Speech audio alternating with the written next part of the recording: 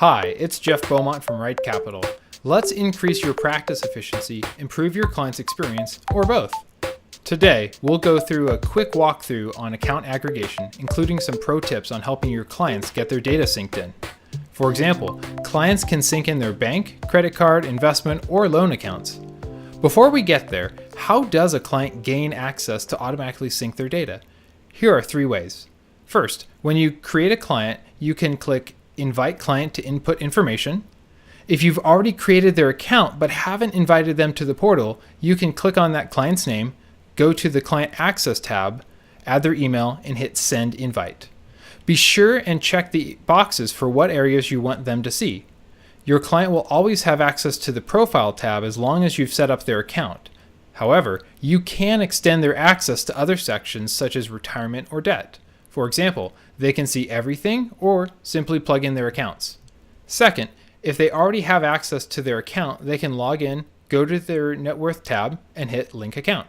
Third, if you're in a client meeting with them, you can hop in their account and they can quickly punch in their credentials right then and there. The Net Worth tab is where you can see all of their accounts, such as bank, credit card, investments, etc. To link an account, click Link Account and use the search tool or select from one of the institutions. They'll log in as if they're simply logging into their bank online. To demonstrate, I'll enter my credentials and hit Connect. Depending on the amount of data, it'll take a few minutes for it to download all of the information. You can leave this screen up for a couple minutes to ensure no additional authentication questions pop up for your institution. After that, you may want to check back in a little bit just to make sure the connection is live. For now, hit Done and you'll see it collecting their information. To see what it looks like when it's fully live, we'll open up John's Investments and see that one account that has a small green check mark next to it. That means it's actively linked up. The one that does not have a green check mark means it was manually entered instead of being connected via account aggregation. This brings up a good point. When linking in their data, a client needs to make sure they've selected the correct institution. For example, let's go back to Link Account and select Vanguard. As we can see, there's not simply one Vanguard, there are multiple. The client should select the one that matches the URL they normally use to log in. Here are some other tips to make your experience efficient. Number 1, account aggregation handles 2-factor authentication. So if a user needs to input a code from an SMS text message, we can handle that.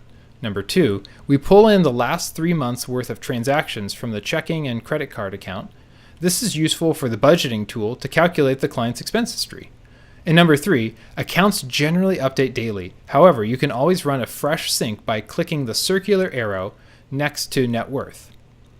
Lastly, let's say the client has an account somewhere that isn't necessarily linked online.